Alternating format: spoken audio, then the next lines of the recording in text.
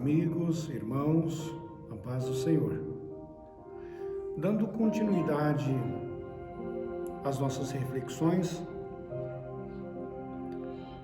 as quais nós estamos aprendendo e compartilhando com os amigos e irmãos, nós vamos dar continuidade à leitura que nós iniciamos no vídeo anterior sobre as cartas do Cristo, o propósito que estas cartas vêm trazer para nós na atualidade. E nós devemos receber esta novidade com muita alegria, porque nós não devemos nunca nos agarrar com o que está acabando, está terminando, e não podemos dispensar o que está por vir, de coisas boas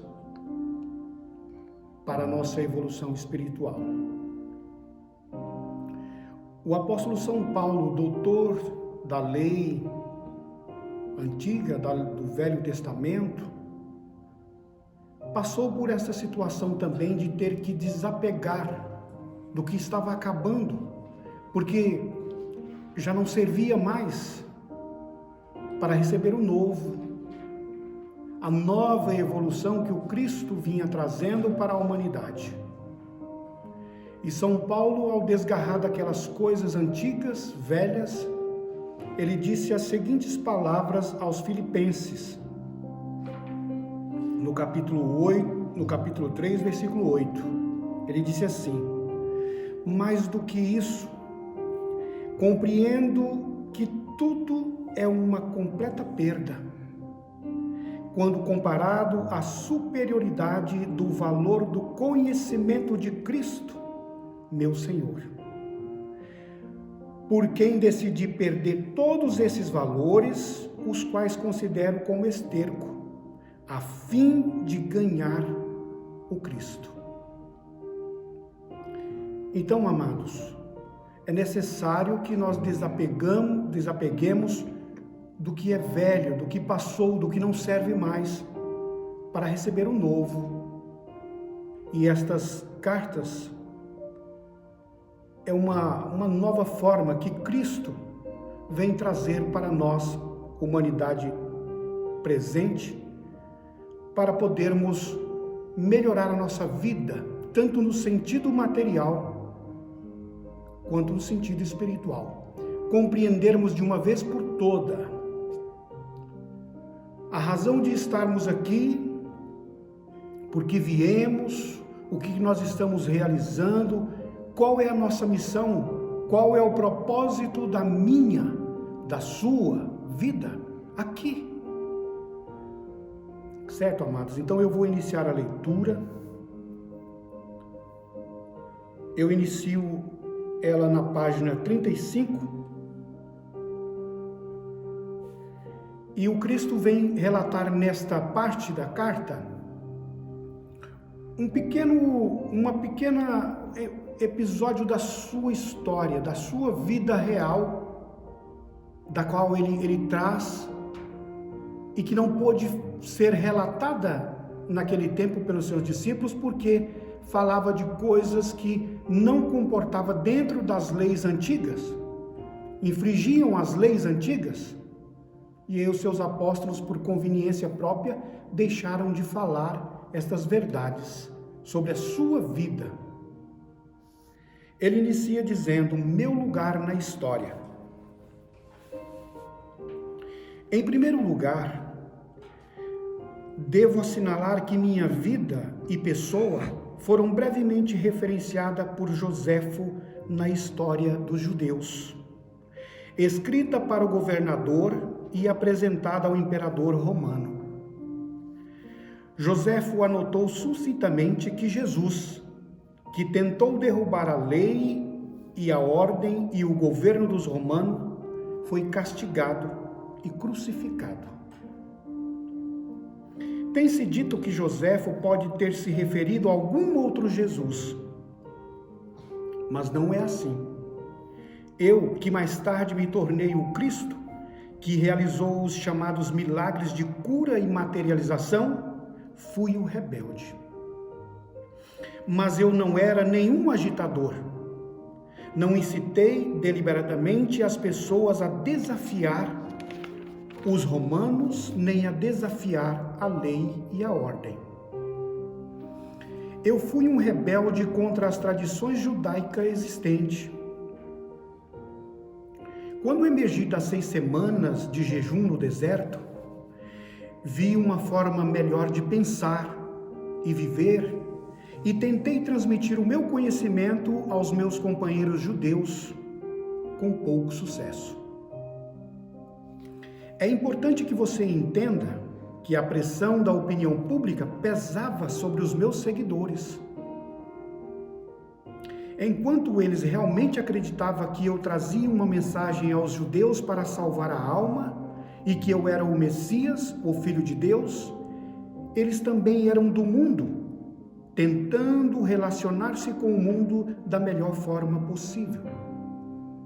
Portanto, ainda que conhecesse meus sentimentos, contrário às crenças dos judeus, eles não estavam felizes em dispensar o Velho Testamento por completo, uma vez que este tinha apoiado e unido os judeus durante toda a sua história.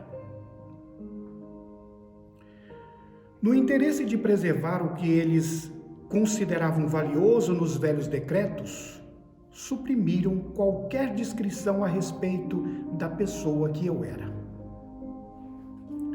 Meus discípulos e Paulo construíram seu próprio edifício de crenças sagradas com aquilo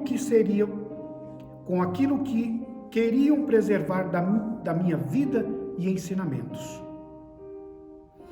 Eles ensinaram e consolidaram somente o que consideravam valioso para as pessoas, judeus e gentios, do mesmo modo, os daquele tempo e os do tempo futuro.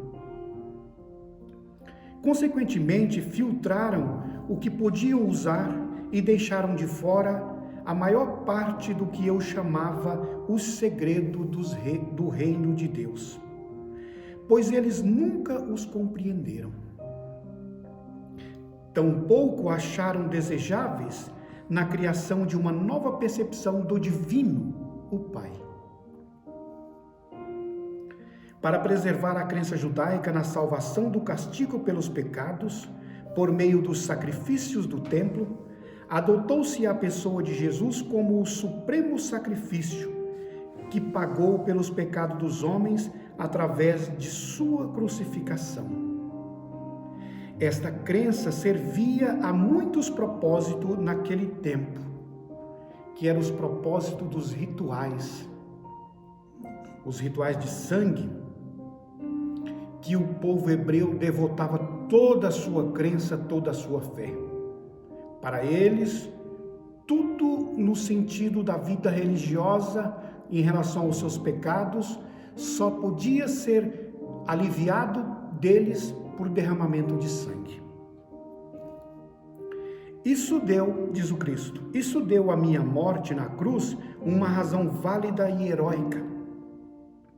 Ela provava às pessoas que eu era o Filho de Deus e que havia realizado uma missão específica até o fim da minha vida. Esta crença também provou ser de grande consolo para os judeus quando o seu templo foi derrubado pelos romanos e levou a muitas conversões. Muitas seitas de judeus e gentios também não acreditavam em vida após a morte. Consequentemente, era altamente reconfortante escutar que Jesus Cristo havia superado a morte e mantido o seu corpo. Portanto, a vida após a morte somente poderia significar a ressurreição do corpo. Isso também manteve o meu nome constantemente vivo na mente das pessoas. Eu era a valente figura histórica que havia morrido para assegurar que os homens fossem libertos de todo o medo do inferno e da condenação. Desde que eles acreditassem em mim, poderiam caminhar como homens libertos.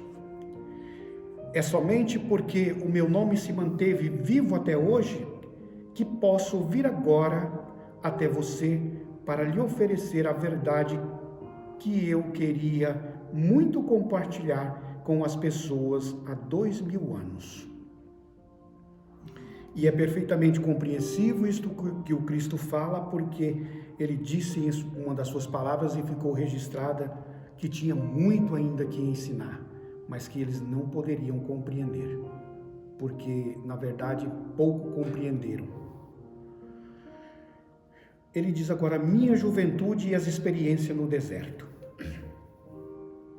Eu nasci na Palestina. Minha mãe estava convencida de que eu era o Messias. Ao contrário da crença popular, eu não era uma criança santa. Aos 12 anos, levaram-me até o templo para ser entrevistado pelos sumos sacerdotes, para que se determinasse se eu estava pronto para iniciar o treinamento religioso judeu. Fui rejeitado por ser demasiado teimoso. Amargamente decepcionada, minha mãe me levou para casa e fez o melhor para criar-me na santidade que marcou o seu próprio comportamento em todos os momentos. Olha a afirmação que ele faz em relação a que muitas crenças não gostam de confessar: a santidade da sua mãe, a santidade com que ela possuía e era do seu ser. E foi com isso que ela ajudou com que ele acendesse também nele esta luz, esta santidade. Aquela era uma tarefa impossível, já que eu era, acima de tudo, um individualista de comportamento indisciplinado. Fiquei ressentido com as orientações de minha mãe e sua tentativa de disciplinar-me. Como jovem, tornei-me impossível de controlar, um verdadeiro rebelde. Rejeitei a adesão incondicional de minha mãe e a fé e tradições judaicas, preferindo o riso às atitudes hipócritas. Recusei-me a aprender um ofício que me confinasse à rotina. Escolhi misturar-me com todo o tipo de gente das classes mais desfavorecidas, bebendo com eles, conhecendo prostituta e me divertindo. Conversando, discutindo, rindo e sendo um ocioso. Quando precisava de dinheiro, ia trabalhar nos vinhedos por um dia ou dois, ou fazia trabalhos que me pagassem o suficiente para comer e beber, proporcionando-me o lazer que desejava. Apesar de todos os meus defeitos como ser humano, minhas atitudes descuidadas e indolentes, minha obstinação e determinação egocêntrica para pensar minhas próprias ideias, sem me importar com o que os demais pudessem pensar a meu respeito, eu tinha uma profunda preocupação com as pessoas. Eu era profundamente emocional. Em palavras atuais, eu seria chamado de hiperreativo, hiperemotivo. Tinha um coração caloroso, compassivo e empático. A presença da doença, da aflição e da pobreza me comovia profundamente. Era um acirrado defensor daqueles que vocês chamam de desamparados. Poderia-se dizer que eu era gente do povo.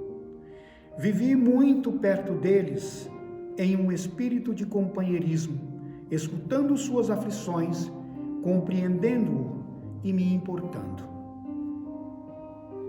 É importante entender minhas verdadeiras origens e minhas características na juventude, pois foram os estímulos que me incitaram, empurraram e impulsionaram a finalmente ser o Cristo. O que mais fortemente detestei e combati foi a miséria, a doença e a pobreza que via ao meu redor. Isso me enfureceu e me tornei estridente e apaixonadamente zangado por ver as pessoas maltrapilhas, magras e famintas, doentes e aleijadas, sendo cruelmente intimidada pelos líderes judeus que as sobrecarregavam com as leis e práticas sem sentido, ameaçando-as com punições de Jeová, caso não obedecessem. Declarei a todos os que poderiam me escutar que aquelas pobres pessoas já suportavam o suficiente para também serem esmagadas por medidas sem sentido e restritivas do prazer. Qual era a razão de viver se não nascíamos para ser felizes? Recusei-me a acreditar em um Deus justo segundo as tradições judaicas. As advertências bíblicas proféticas sobre o julgamento e cólera de Jeová contra as pessoas me indignaram. Apesar de tudo, pessoas são pessoas, fazendo o que a sua natureza humana as impulsionava a fazer. Nasceram pecadoras, então por que deveriam ser julgadas e condenadas a levar uma vida de sofrimento e pobreza por não terem cumprido os 10 mandamentos? Qual era o sentido de tais afirmações? Para mim, essa crença judaica representava um Deus ilógico e cruel, e eu não queria nada com ele. Parecia para mim que se existia tal divindade, então o homem estava condenado à miséria eterna. A simplicidade e a liberdade que encontrei nas encostas das colinas, nas planícies, nos lagos e montanhas, refrescaram meu espírito interior e aquietaram minha cólera que murmurava contra o Deus dos judeus. Assim, neguei-me a acreditar em qualquer palavra do que os anciões judeus tentavam ensinar. No entanto, lá pelos 25 anos de idade, uma nova linha de questionamento tomou conta dos meus pensamentos. Enquanto eu caminhava sozinho pelas colinas, cada vez com mais frequência, minha rebeldia foi aos poucos sendo substituída por uma ânsia que me consumia, de saber e compreender a verdadeira natureza daquele que, sem dúvida nenhuma, devia inspirar e respirar por meio da criação. Revisei meu estilo de vida e percebi quanto sofrimento minhas ações havia causado à minha mãe e a muitas outras pessoas. Embora eu sentisse profunda compaixão pelos fracos e sofredores, minha natureza rebelde havia me levado a um comportamento egoísta e sem consideração para com a minha família. O amor subjacente por eles brotou em mim e me percebi igualmente rebelde contra meu comportamento anterior. Escutei falar de João Batista e do trabalho que fazia entre os judeus, que vinha até mesmo de Jerusalém para ouvir suas palavras. Decidi visitá-lo para que me batizasse. A caminho do Rio Jordão, senti-me muito entusiasmado com a possibilidade de ser batizado e começar uma nova vida.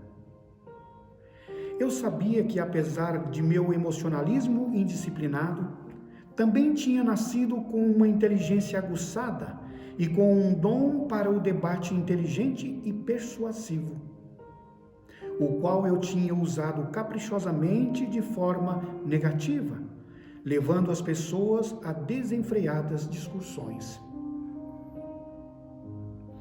Eu havia jogado fora o meu talento em troca de uma vida de egoísmo, preguiça e prazer. Como resultado, havia perdido todo o respeito dos demais e nem eu mesmo me respeitava mais. Pela primeira vez, isto me pareceu intolerável. Ocorreu-me que no futuro eu poderia e deveria empenhar meus dons naturais para um melhor uso. Ao invés de apenas ficar fazendo barulho, talvez eu pudesse encontrar um caminho para aliviar a carga daqueles de quem eu tanto me compadecia. Até então, eu não havia sido útil para ninguém. Ele relata do seu batismo. Quando entrei nas águas do Rio Jordão para ser batizado por João, esperava sentir apenas um alívio e a consciência de que pelo menos uma vez havia dado um passo positivo em direção à reforma de meu comportamento. Esperava sentir uma nova determinação para ir para casa e surpreender minha mãe e meus vizinhos com atitudes novas e amáveis em relação a eles. O que realmente aconteceu quando João me batizou foi uma experiência completamente diferente de qualquer coisa que eu poderia ter imaginado possível. Senti uma grande onda de tremenda energia surgindo em meu corpo. Fiquei literalmente chocado com isso. Ao sair da água cambaleando, senti-me elevado em consciência de um modo extraordinário. Um grande fluxo de brilhante felicidade elevou-me a um estado de êxtase. Estava arrebatado e consciente de uma grande luz.